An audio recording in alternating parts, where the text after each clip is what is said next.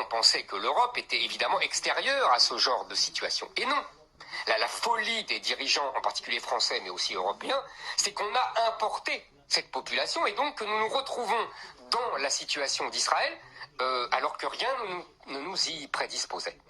Donc en France, qu'est-ce qui se passe? En France, nous sommes, vous le savez très bien, le pays où il y a la plus importante communauté musulmane d'Europe.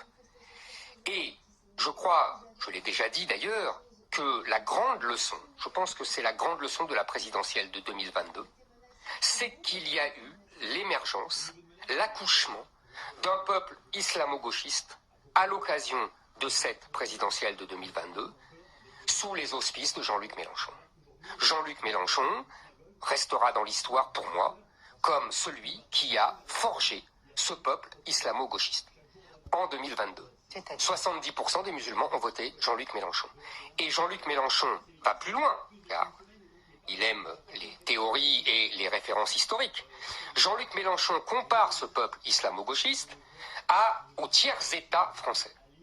Je ne sais pas si on se rend compte de ce que signifie cette comparaison. Le tiers-État en 1789, c'est les bourgeois, les paysans, qui vont prendre le pouvoir et exécuter, guillotiner, tuer ou exiler ceux qui ne sont pas d'accord avec eux, c'est-à-dire les aristocrates, les prêtres, etc. C'est le sort que M. Mélenchon nous réserve. Pour lui, aujourd'hui, le nouveau peuple français est ce peuple islamo-gauchiste, c'est-à-dire d'abord les musulmans, dans les banlieues et ailleurs, qui s'agrègent à ce peuple la cohorte woke des minorités soi-disant persécutées par l'homme blanc hétérosexuel. C'est ça, son nouveau peuple islamo-gauchiste. Il ne s'en cache nullement. Il dit d'ailleurs qu'il n'arrivera au pouvoir que si ce qu'il appelle les quartiers populaires, c'est d'ailleurs cette phrase, ce mot est très intéressant, parce que ça veut dire que pour lui, c'est le nouveau peuple français. Il définit ces enclaves étrangères islamisées comme quartiers populaires, et tous les médias reprennent. Ça veut bien dire ce que ça veut dire, vous voyez.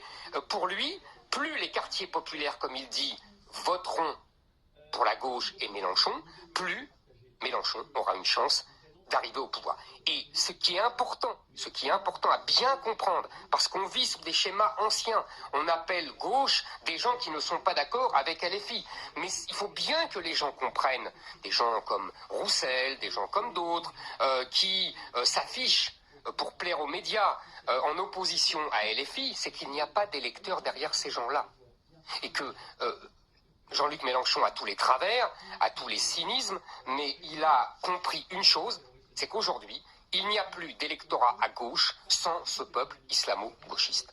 On va regarder son tweet et on va continuer à réagir. Le tweet de Jean-Luc Mélenchon, voilà, toute la violence déchaînée contre Israël à Gaza ne prouve qu'une chose, la violence ne produit et ne reproduit qu'elle-même. Horrifiée, nos pensées, notre compassion vont à toutes les populations désemparées victimes de tout cela. Le cessez-le-feu doit s'imposer, la France doit y travailler de toutes ses forces politiques et diplomatiques. Et je termine, les peuples palestiniens et israéliens doivent pouvoir vivre côte à côte, en paix et en sécurité. La solution existe, celle de deux États, conformément aux résolutions de l'ONU. Jean-Luc Mélenchon fait semblant d'adopter la vieille position française héritée de la politique du général de Gaulle dans les années 60. En vérité, vous comprenez bien que c'est un leurre.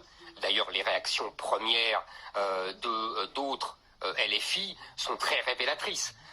D'ailleurs, d'autres, comme le NPA, le groupuscule gauchiste, ou comme d'autres, qui prennent carrément parti pour le Hamas et qui approuvent, dans un premier temps, ces actes de terrorisme. D'ailleurs, on pourrait les attaquer pour apologie du terrorisme. La justice pourrait s'en emparer.